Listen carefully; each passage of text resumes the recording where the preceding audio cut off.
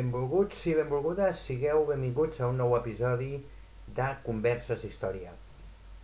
De ben segur que, a més, la majoria de vosaltres haureu jugat algun cop als escacs, aquest joc que esteu veient al meu darrere. Però això que sembla un joc de taula potser relativament modern, us heu preguntat quina història té al darrere? Eh, Penseu que és, com deia, un joc modern o penseu que és molt més antic del que podeu imaginar-vos? És un joc o és un esport? Aquest és un debat molt interessant en el que avui escoltarem parlar. Els escacs tenen una història molt apassionant i fins als nostres dies qui no ha escoltat parlar de rivalitats com per exemple la d'en Kasparov o en Karpov que veieu en aquesta imatge. No solament parlarem de la història dels escacs, sinó que també ho farem dels escacs a Catalunya. Parlarem també de la penetració que aquest joc ha tingut al nostre país. I ho farem amb un expert i un bon amic del Cercle Català d'Història com és l'Antoni Argilés. L'Antoni Argilés, a més d'un amant d'aquest esport, és monitor de la Federació Catalana d'Escacs des de l'any 1981, ha jugat a la divisió d'honor nacional d'escacs i avui ens mostrarà el seu coneixement al voltant d'aquest esport. Dic esport perquè ell segurament m'ho permetrà que ho digui. Si més no, us deixo amb l'Antoni. Espero que gaudiu d'una xerrada que de ben segur us encantarà, us ho garanteixo, i només recordar-vos que podeu seguir episodis, converses d'història a través del nostre portal web, el cca.cat, o seguiu-nos també a través de les xarxes socials, com poden ser el Twitter, el Facebook, l'Instagram i tot el que calgui. Que gaudiu d'aquesta xerrada.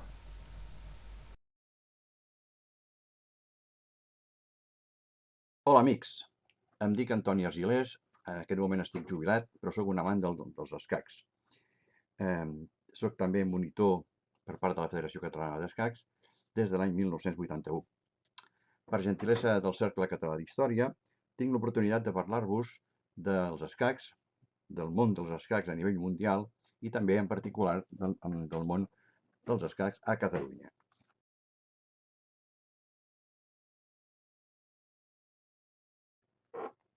La gran pregunta que ens fem tots és què són els escacs? Un joc o un esport?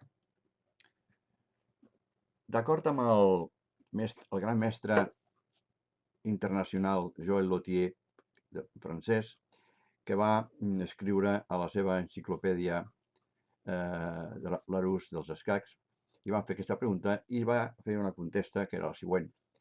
El joc dels escacs és, en el fons, un joc i, en la forma, és un esport. Efectivament, si contemplem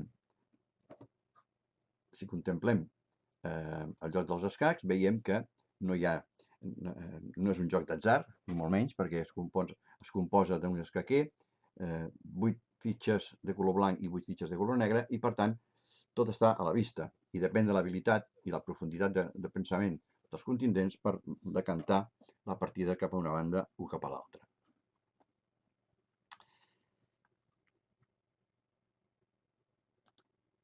En el joc antic també tenim algunes incògnites. Quan es va inventar els escacs?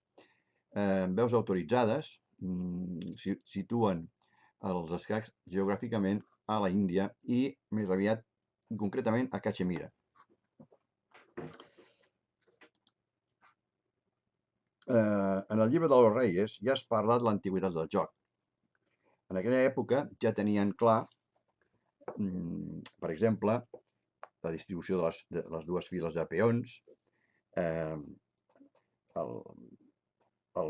que se'n deien infants, al darrere hi havia el rei i el general, que és la dama avui dia, hi havia dos elefants, que són els àlfils, elefant vol dir àlfil, dos carros, que són les torres, i dos cavalls. L'expansió cap a Europa va venir segurament per la ruta de la seda. En el llibre d'Al-Msudi de l'any 1934 apareix la cèlebre llegenda que atribueix la paternitat del joc al savi Sisa ben Dair, que en el seu desig de complaure al sultà li va inventar els escacs. Tant li va agradar a aquest sultà que li va dir, demana el que vulguis que t'ho concediré. I va dir, bé, molt fàcil, mireu, em poseu un gra de blat a la primera casella, 2 a la segona, 4 a la tercera, 8 a la quarta, i així fins a completar les 64 caselles. I amb això ja em conformo. Però, esclar, el rei mai va poder complaure amb en Sisa, perquè resulta que si acabem de fer totes aquestes muntanyetes de grans de blat a cada casella, ens trobaríem que no hi hauria prou gra en tot el sultanat ni en tota la Índia, perquè ens donaria una xifra extraordinària. 18 trilions, 446.744 bilions, 73.709 milions, 551.615. Això hagués suposat sembrar totes les terres del planeta durant 76 anys. Per tant, va ser impossible compraure'l. El que ens indica aquesta llegenda és que ja existien els escacs en el segle X.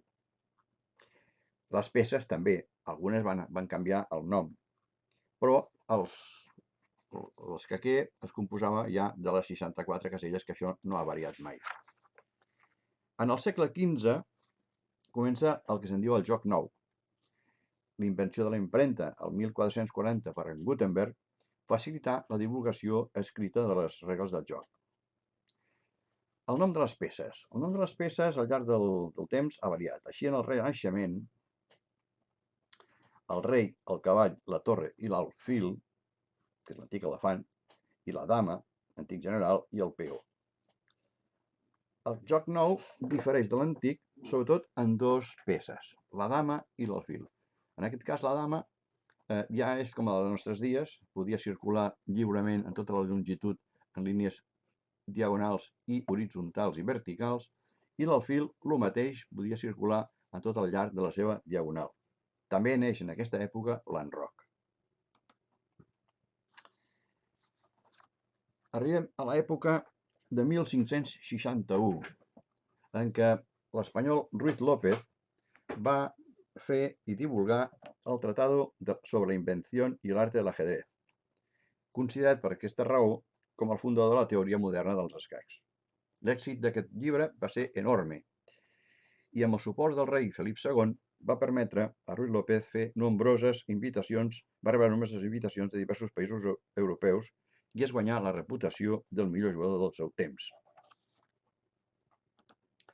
Aquí tenim en Ruiz López, un dibuix del Ruiz López de l'època. Ruiz López ha donat nom a una de les apertures més conegudes en el món dels escacs, que és l'apertura espanyola. A principis del segle XVIII, l'escena escaquista està dominada principalment per Anglaterra i per França i per Anglaterra, on es juga directament als cafès. Allà destaca un personatge que és en Philidor, que estableix i publicà el 1749 els fonaments del seu anàlisi del joc dels escacs. Arribem a 1740, en què, efectivament, Philidor, que es deia François-André Danican, s'inicien en aquestes èpoques, 1740-1886, els tornejos internacionals i s'estableix l'ús del rellotge, important eina que neix en aquestes èpoques, i es fa el primer campionat del món. El primer campionat del món el juguen Philidor contra Stampa i la victòria és contundent. Philidor guanya per 8-2. El primer campió mundial oficial és en Wilhelm Steinitz, d'Àustria, que es considera campió del món des del 1886 a 1894, guanyant en aquell moment a Zukertort per 12 punts i mig a 7,5. Després ja venen altres campions a continuació de Steinitz, com per exemple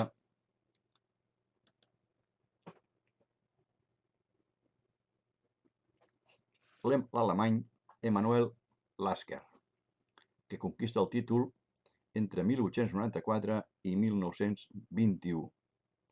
A continuació ve a José Raúl Capablanca, cubà, que és campió del món des de 1921 a 1927.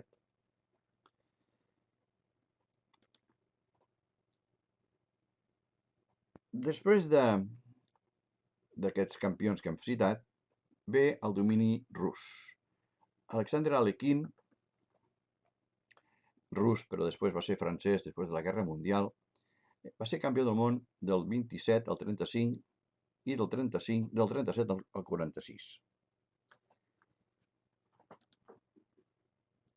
La Unió Soviètica va dominar tots aquests anys fins a arribar a l'any 1972, en què l'estadounidenc Bobby Fischer aconseguí guanyar amb el Boris Spassky a Reykjavik per un resultat contundent de 12,5 a 8,5.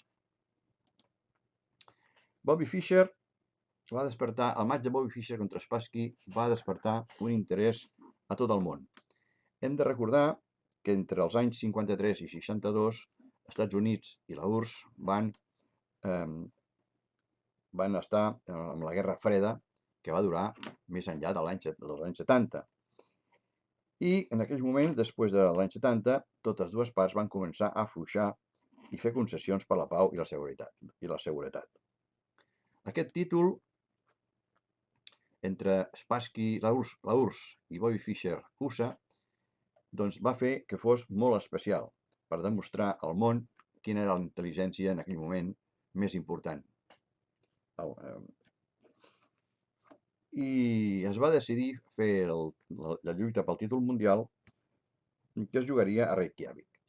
Bobby Fischer ja era un personatge excèntric i va donar tota mena de pegues, que si l'enllumenat, que si l'escaquer, que si les càmeres de televisió, que si les butaques, i van fer que el match es retrasés.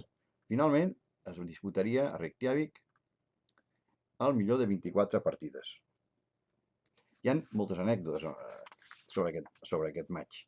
Una d'elles, molt curiosa, és que Fischer, donant-se compte que havia ofès una mica amb Spassky, tot un cavaller per cert, li va voler demanar excuses i li va fer una carta i li va portar a l'hotel. El que passa és que eren a les 4 de la matinada i, esclar, a l'hotel li van dir, home, no, pugi fins a l'habitació i deixi per sota la porta la carta. Però no, Fischer va arribar a l'habitació, la va obrir, va entrar, no va despertar en Spassky, li va deixar el sobre damunt de la tauleta de nit i se'n van tornar. Això demostra una mica el caràcter agressiu, excèntric de Bobby Fischer. Va començar la primera partida i Fischer comet un error a la jugada 29 i perd la partida. A la segona ronda ja no es va presentar, al·ludint que, com sempre, les càmeres de televisió, les butaques són incòmodes, la llumenat és insuficient. Total, que va tindre que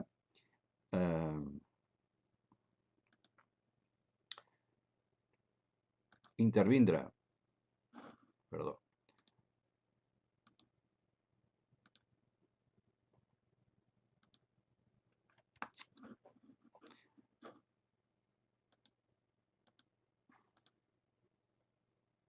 va tindre que intervindre Henry Kissinger,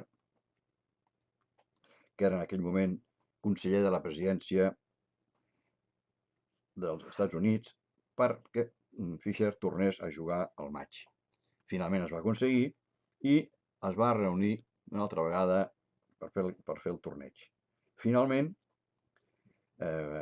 Fischer va guanyar, com hem dit abans, 12,5 a 8,5, i la història ens dirà que l'any 1975 Bobby Fischer perdia el títol de campió del món sense jugar, per no acceptar jugar sota les condicions establertes per la FIDE i abandonar els escacs. Alguns estudiosos han dit que en realitat Fischer havia estat tota la vida lluitant per arribar a ser campió del món i que quan ho va aconseguir va dir fins aquí ja he acabat. No obstant, 20 anys després, al setembre del 92, Fischer i Spassky es van reunir per tornar a jugar un segon disputació del títol mundial, però oficial, no oficial, i en aquesta vegada es va jugar a Sveti Stefan Montenegro. El resultat fou novament, va guanyar Fischer 17,5 a 12,5, amb 10 victòries de Fischer, 5 victòries i la resta 5 victòries de Spassky i la resta van ser taules. Després de moltes vicissituds i viure quasi en indigència, Fischer, repudiat pels Estats Units, Fischer va morir a Reykjavik el 17 de gener del 2008 d'una fallada renal a l'edat de 64 anys.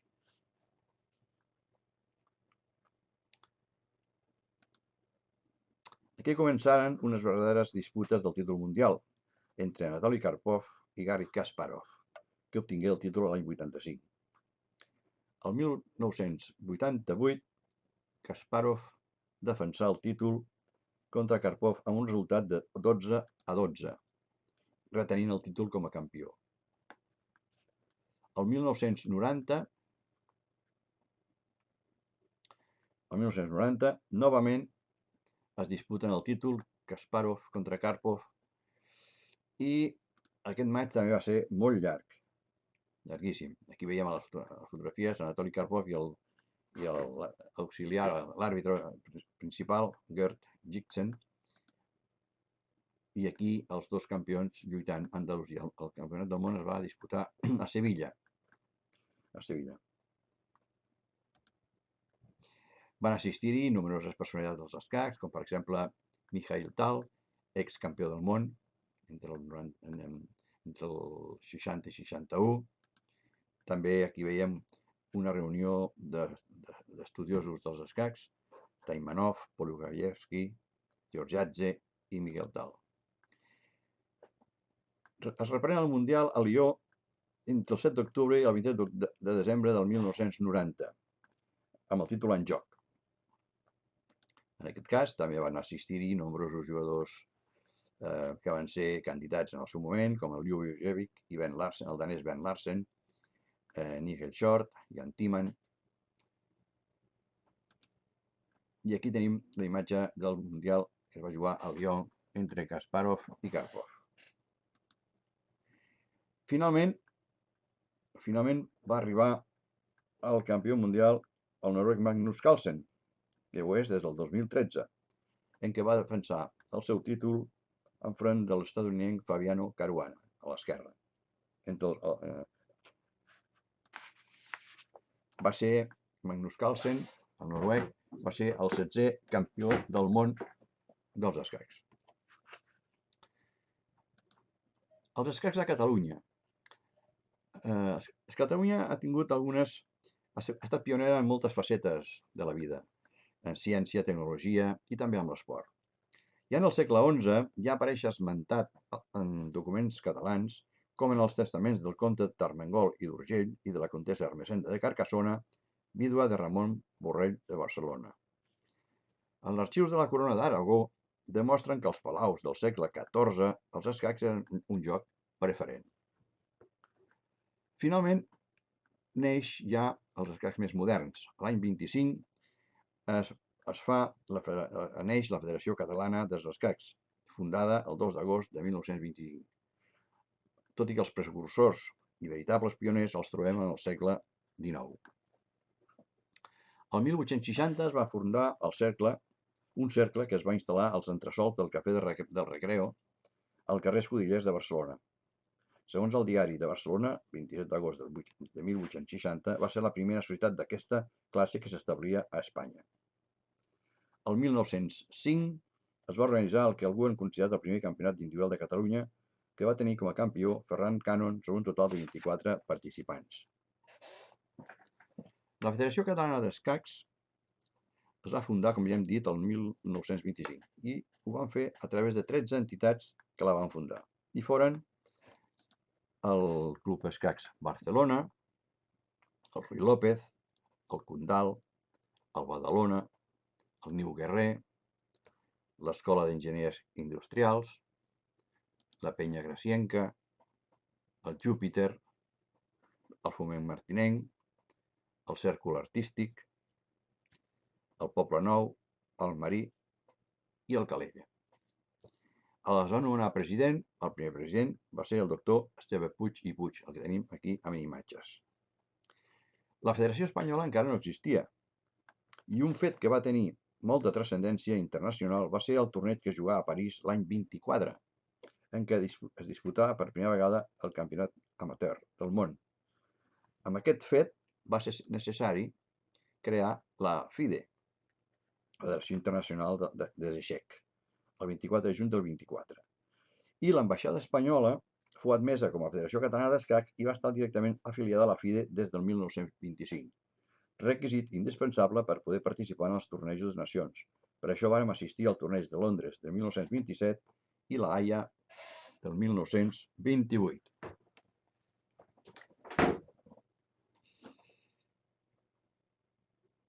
La Federació Espanyola no es va fundar fins a 2 anys després, el 1927, que es va constituir el 24 de setembre. Això ens indica que sempre hem anat amb aquest tipus d'activitats un pas per endavant respecte a les federacions espanyoles. Efemèrides a Catalunya. Catalunya sempre ha estat pionera en organitzar eventos importants i en aquest cas, al novembre del 27, Alexander Alekhine, campió del món, que havia guanyat a Buenos Aires al batre a Raúl Capablanca, el que tenim aquí a la dreta, visità Europa en el transatlàntic Giulio Cesare i va fer escala a Barcelona i es va instal·lar a l'Hotel Ritz. Una gran multitud d'aficionats escaquistes el van rebre amb entusiasme i es va organitzar un matx de 275 taulells en què Alekhine va poder admirar. Tot plegat fou organitzat amb molta encert i oportunitat. A l'agost de 1965 també aquí a Catalunya es va organitzar a Barcelona el Campionat Mundial Juvenil, que va ser guanyat per el iugoslau Bojan Kurajica. Aquí tenim el quadre de participants en aquest event tan important. Bojan Kurajica va quedar campió, segon va ser Hartog d'Holanda i tercer Tugmakov de Rússia. Aquest és el campió Bojan Kurajica. La Federació Catalana fou representada per Emili Simón i Luis González Mestres. El 1967, Barcelona va acollir una eliminatòria de la Copa d'Europa per equips, en què Espanya es va classificar per a la següent fase. El 1974 també es va organitzar aquí a Catalunya el Trofeu Dicen escolar amb més de 5.500 escolars. L'Òscar Mundial, també inventat aquí, dels escacs va recaure per tercera vegada consecutiva en Anatoly Karpov, vigent campió del món en aquell moment. En els mesos d'abril i març-abril del 89, es celebra al Saló del Tinell la primera Copa del món d'escacs, amb la participació de 17 jugadors de primeríssima fila. Diríem que els màxims exponents dels jugadors mundials, a excepció de Karpov, que no va poder existir-hi. Així, hi van participar-hi, per exemple, Garry Kasparov, en aquell moment era el campió del món, Ljubojevic, el iugoslau, que també va ser un digne rival de Kasparov, va quedar primer ex aequo amb ell, Valery Salov, el de la URSS, Viktor Korchnoi, l'Ogro de Bakú, i deien així, que va ser un candidat al títol mundial anys enrere. Robert Hübner, l'alemany, que sempre dona molts bons resultats, Nigel Short, l'inglès, Nigel Short, el iugoslau Predrag Nikolic, el rus Rafael Baganian, Artur Yusupov de la URSS també, Zoltán Rivli d'Hongria, Boris Spassky, en aquest moment hi ha nacionalitat francès, perquè després de la derrota amb Fischer va quedar una mica fora de l'òrbita de la URSS. Alexander Beliavsky, de la URSS també, l'inglès Spielman, Jonathan Spielman, l'holandès Johan Hjartarson, l'islandès Johan Hjartarson, l'estadounidenc Yasser Seirawan i el nostre representant Miguel Illescas. Tots ells grans mestres. Durant el torneig... Jesús Nogueires. Durant el torneig vam tenir la possibilitat d'assistir, aquí tenim imatges dels àrbitres, assistir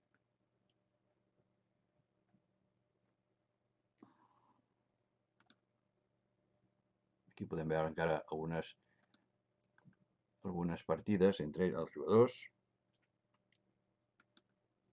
Vam poder assistir a l'aniversari de Garry Kasparov, que feia 26 anys el dia 13 d'abril de 1989.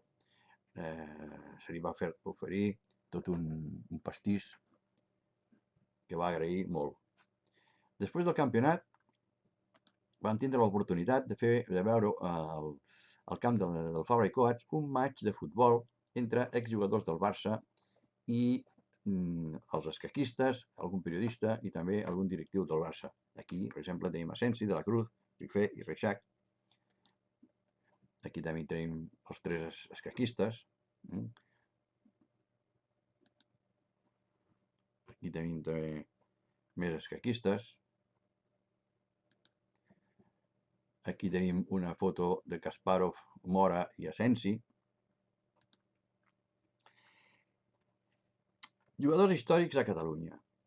Hi ha hagut molts jugadors importants a Catalunya des dels seus començaments, però podrem destacar-ne uns quants per ser un nivell internacional que han donat molta glòria a Catalunya.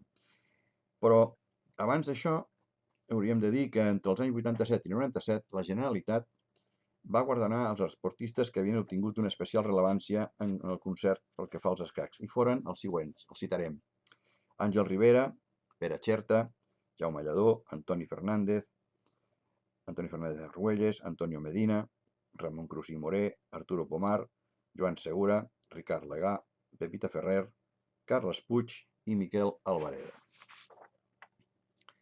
I com a jugadors més destacats per la seva internacionalitat, en el concert internacional podem destacar en primer lloc el Miguel Illescas, gran mestre, i el que tenim en imatges. Nascut a Barcelona l'any 65, ha estat 8 vegades campió d'Espanya i després de Pomar ha estat el més internacional dels escaquistes espanyols. Álvaro Alonso, nascut a Figueres el 1992, gran mestre internacional, i fou campió d'Espanya el 2011 i campió de Catalunya el 2014. Jordi Magem, nascut a Terrassa, gran mestre internacional l'any 67, gran mestre internacional des de l'any 94, campió d'Espanya en el 90 i campió de Catalunya en el 2008 i 2010. Òscar de la Riva, nascut a Barcelona l'any 72, gran mestre internacional, campió d'Espanya en el 2003 i campió d'Andorra el 2000, 2001 i 2007. Lluís Comas, nascut a Santa Eugènia de Berga l'any 71, gran mestre internacional. Marc Narciso, nascut a Barcelona l'any 74, gran mestre internacional, campió d'Espanya el 1995 i de Catalunya el 2011. No podem deixar d'explicar, de la història dels escacs a Catalunya, el que són els escacs femenins. També a Catalunya ha tingut una rellevància destacada. L'any 32 es celebrà a Barcelona el primer campionat de Catalunya d'escacs femení, que la guanyadora fou Maria Lluïsa Zengoitia. En aquells anys es criticà el club organitzador, el Barcelona, per entendre, segons alguns, que era perdre el temps organitzar aquest tipus de competicions, ja que semblaven exòtiques. Això de les dones jugant als escacs no semblava molt de l'època. Però, en realitat, van ser pioneres, perquè el primer Campionat d'Espanya trigà a celebrar-se, i ho feu l'any 50, és a dir, uns quants anys després d'haver-se començat a fer el Campionat de Catalunya. Aquí tenim un quadre en què, des de l'any 32 fins al 59, en què podem veure les diverses campiones. En aquest cas, una de les campiones més importants que ha tingut els escacs catalans ha estat la senyora Glòria Velat, que en aquests principis va guanyar-la 6 vegades. Destacarem, doncs, alguns noms importants en els escacs femenins.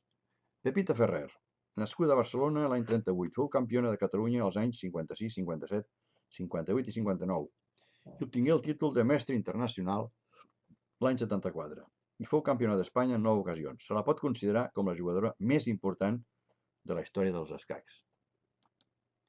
Glòria Velat, la que hem parlat fa un moment, nascuda a Barcelona, obtingué la victòria en el Campionat de Catalunya en 6 ocasions i fou campiona d'Espanya el 1950.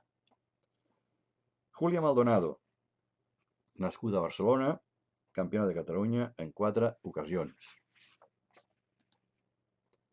Maria Rosa Ribes, campiona de Catalunya en 9 ocasions. Teresa Canela, nascuda a Catalunya, mestra internacional. Fou campiona de Catalunya en 7 ocasions. Disputà 5 olimpiades per equips amb la consecució de la medalla de bronze al 1976. Mònica Vilar, olotina, mestra FIDE i campiona de Catalunya en 7 ocasions i campiona d'Espanya al 1995. Beatriu Alonso, de Santa Coloma de Gramenet, campiona de Catalunya en 3 ocasions i campiona d'Espanya el 1990. I Elisabet Riera, nascuda a Catalunya, fou campiona en 4 ocasions, el 2014, 2015, 2016 i 2017. Els escacs avui a Catalunya. La salut dels escacs de Catalunya en aquest moment és força excel·lent. Hi ha 206 clubs d'escacs inscrits que militen en les diferents categories del país. Hi ha 6.822 llicències federatives.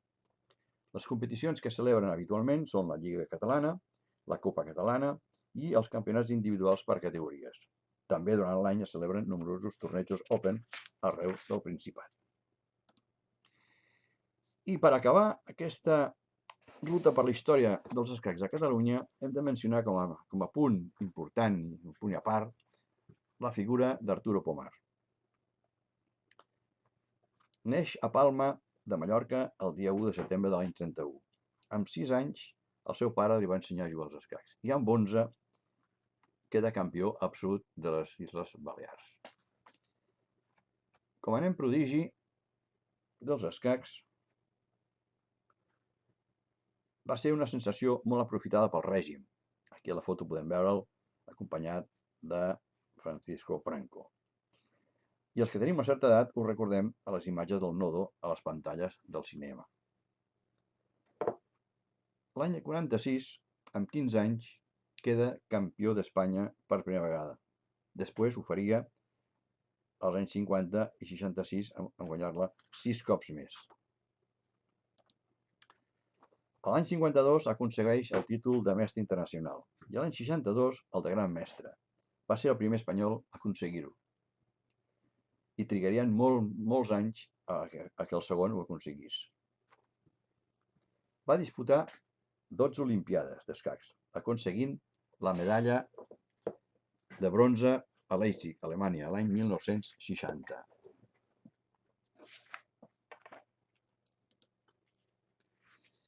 El torneig internacional de Palma de l'any 62 va realitzar un campionat memorable, classificant-se segon, però lluitant fins al final amb l'excampió del món, Mikhail Tal, pel primer lloc. El torneig internacional d'Estocolm, l'any 62, va fer taules amb Bobby Fischer, futur campió del món, el 1972. L'any 1963 es trasllada a Barcelona per viure-hi i fitxa pel Barcelona, pel Club Escacs Barcelona, amb qui guanyà el campionat de 1964. Ha estat un jugador completíssim, que ha dominat tots els estils de joc.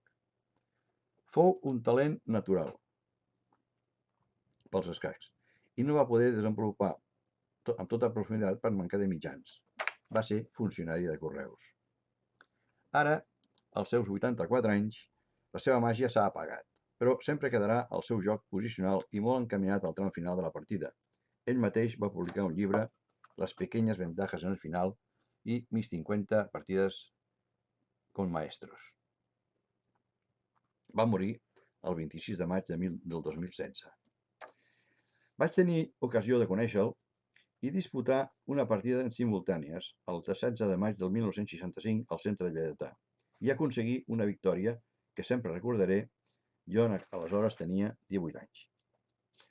I fins aquí el recorregut per la història dels escacs en el món i a Catalunya en particular. Desitjo que us hagi interessat i, si més no, us hagi aportat algunes particularitats sobre el món dels escacs. Moltes gràcies.